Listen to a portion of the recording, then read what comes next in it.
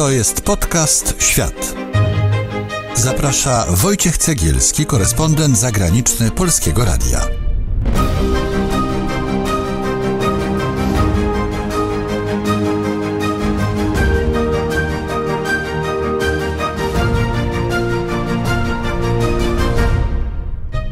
Potrzebowali zaledwie 9 dni, by podbić cały kraj. Ale gdy już przejęli władzę, czekało na nich znacznie trudniejsze wyzwanie. Jak sprawnie rządzić 34-milionowym krajem, w dodatku biednym i zrujnowanym.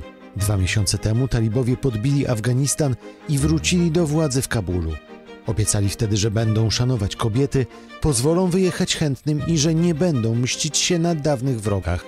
Po 2 miesiącach od tamtego momentu mówimy sprawdzam. Zapraszam Was na odcinek o tym, czy talibowie w Afganistanie spełnili choć część swoich obietnic z sierpnia. Odcinek, który składa się z 5 rozdziałów. Jest środa, 20 października 2021 roku. Wojciech Cegielski, dzień dobry.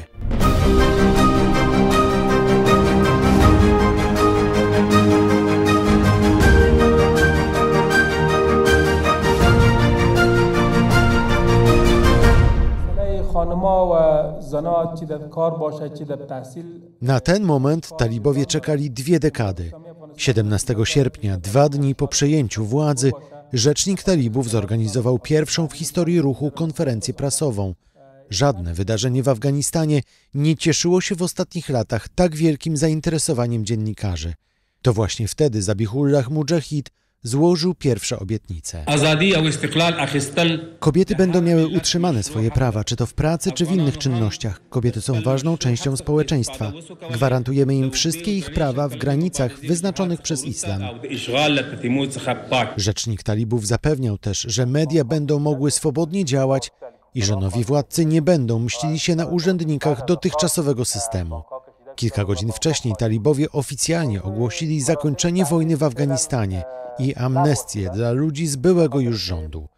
Główne przesłanie z konferencji Talibowie 2021 to już nie ci sami brutalni talibowie 1996.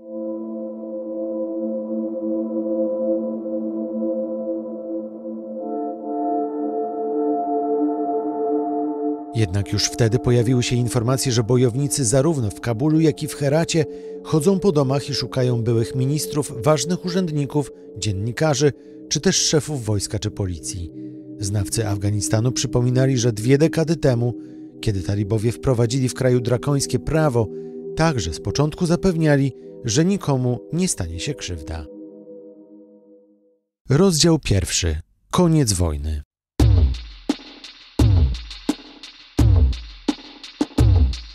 Wojny w Afganistanie toczone są nieprzerwanie od niemal pół wieku.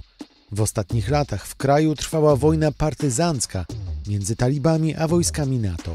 Gdy te ostatnie w pośpiechu wyjechały z Afganistanu, a talibowie weszli do Kabulu, ogłosili, że to koniec wojny. Fakt faktem wygasili większość konfliktów lokalnych, za które zresztą sami byli odpowiedzialni, więc to należy poczytać im za plus. Jednak nie zdołali zapewnić pokoju na całym terytorium Afganistanu. Naszym dzisiejszym przewodnikiem jest Marcin Krzyżanowski, orientalista i były polski dyplomata w Kabulu. Pamiętamy jeszcze niedawną zorganizowaną rebelię w Panjshirze prowadzoną przez Narodowy Ruch Oporu pod przewodnictwem Ahmada Masuda, która jednak to rebelia zakończyła się niepowodzeniem i w obecnej chwili nie reprezentuje już zwartej siły militarnej. Jednak na obszarze Panjshiru i Bagranu wciąż trwają różne intensywności walki. To jest jedno z ognisk konfliktu w Afganistanie, a drugie to okolice Jalalabadu, prowincja Nangarhar, gdzie plemiona związane z państwem islamskim prowincji Khorasan prowadzą również aktywną walkę przeciwko talibom i tam niemalże codziennie dochodzi do poważnych aktów przemocy typu zamachy, morderstwa. Coraz częstsze są brutalne mordy zakończone dekapitacją. Więc o ile talibowie faktycznie zdołali zakończyć wojnę dużego kalibru, to nie byli w stanie zapanować nad pojedynczymi prowincjami, pojedynczymi dystryktami, gdzie wciąż jest bardzo niespokojnie. Rozdział 2. Amnestia. Choć talibowie ogłosili, że nie będą mścić się na dotychczasowych władzach, w kolejnych dniach sierpnia i września media donosiły o przeczesywaniu domów nie tylko w Kabulu, ale i na prowincji.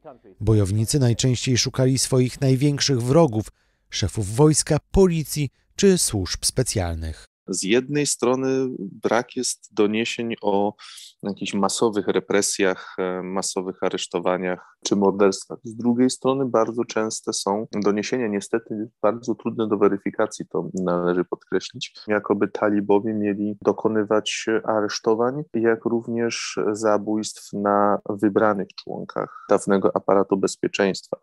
Sami talibowie z jednej strony odżegnują się od tego typu praktyk, z drugiej strony jeśli już jakiś przypadek jest oczywisty, zrzucają to na karb braku dyscypliny lokalnych dowódców i bojowników. Nie zmienia to jednak faktu, że mogło być gorzej i talibowie nie prowadzą w tym momencie jakiejś zorganizowanej akcji przeciwko członkom dawnej administracji rządowej czy aparatu bezpieczeństwa. Ludzie im niechętni twierdzą, że to tylko kwestia czasu, gdyż w tym momencie talibowie usiłują uzyskać akceptację społeczności międzynarodowej, usiłują uzyskać oficjalne uznanie swojego rządu, w związku z tym hamują swoje mordercze zapędy. Trzeba przyznać, że taka opinia, podobnie jak doniesienia o celowych morderstwach, są trudne do weryfikacji. Z jednej strony nie za bardzo wiemy, co dzieje się poza Kabulem, zwłaszcza w mniejszych miejscowościach.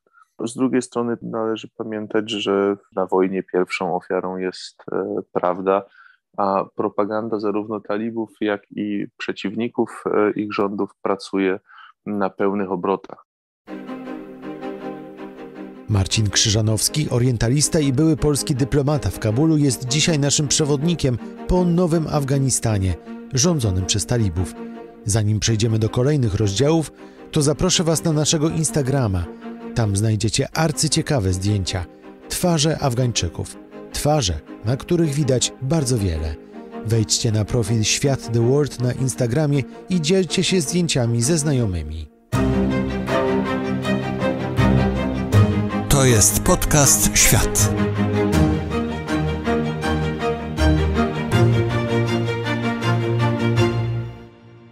Rozdział 3. Kobiety.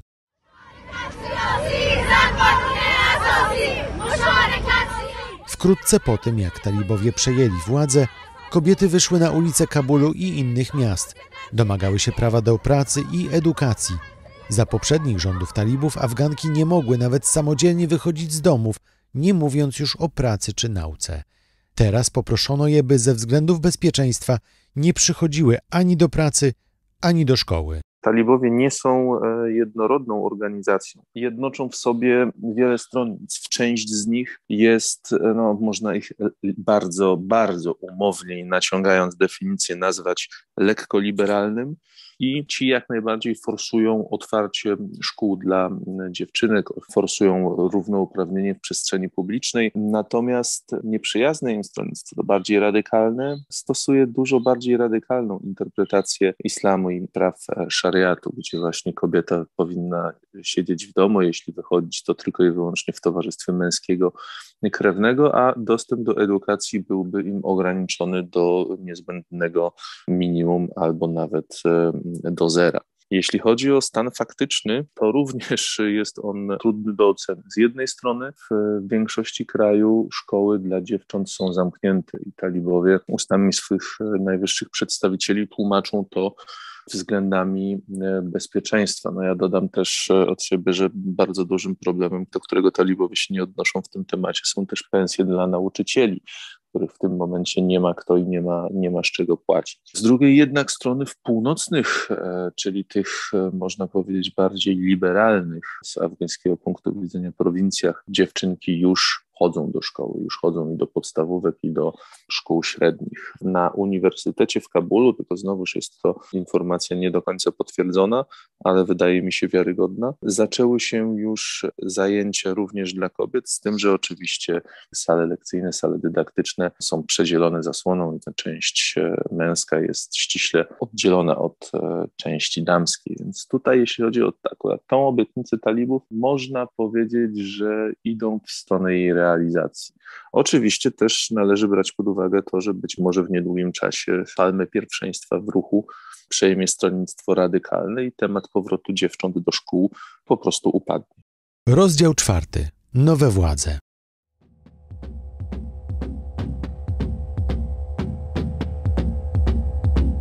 Talibowie ogłosili, że stworzą w Afganistanie rząd składający się ze wszystkich grup społecznych oraz politycznych. Spekulowano, że w skład nowych władz wejdą także były prezydent Afganistanu Hamid Karzai i dotychczasowy szef wykonawczy państwa dr Abdullah. Obaj politycy przez pewien czas prowadzili nawet konsultacje z talibami. Czy talibowie dotrzymali słowa? Nie, zdecydowanie nie. O ile w pozostałych przypadkach obietnic talibów próbują coś robić w tym kierunku, ktoś może próbować bronić ich stanowiska, natomiast tutaj sytuacja jest jasna. Rząd talibów nie jest w żaden sposób inkluzywny. Nie ma tam nikogo poza samymi talibami, nie ma przedstawicieli dawnej administracji, nie ma żadnej kobiety i w chwili obecnej jest tylko jedno stanowisko w Ministerstwie Spraw Wewnętrznych, które zajmuje nie pasztun. Na dodatek po ogłoszeniu rządu okazało się, że najprawdopodobniej na skutek działań Pakistanu również to stronnictwo, to bardziej otwarte na świat, bardziej liberalne, to, które de facto prowadziło negocjacje w Dosze z Amerykanami, które doprowadziły do obecnej sytuacji, zostało poważnie osłabione, a właśnie z cienia wypełzły postacie radykałów. Rozdział 5. Wolność mediów.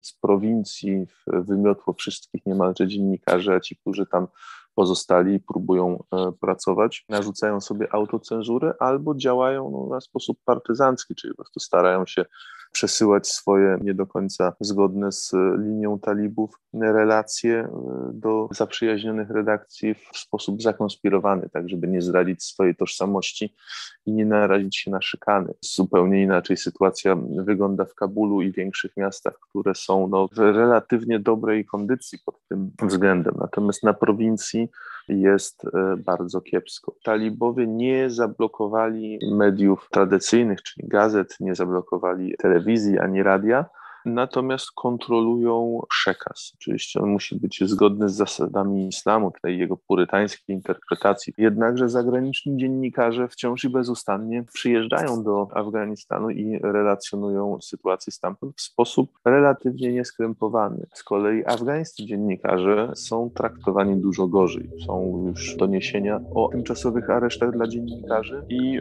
bardzo brutalnych pobiciach tychże.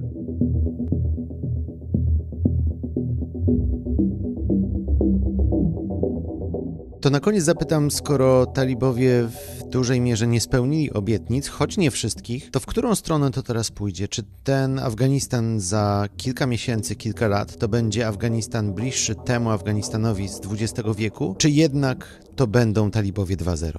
Wszystko zależy od pieniędzy.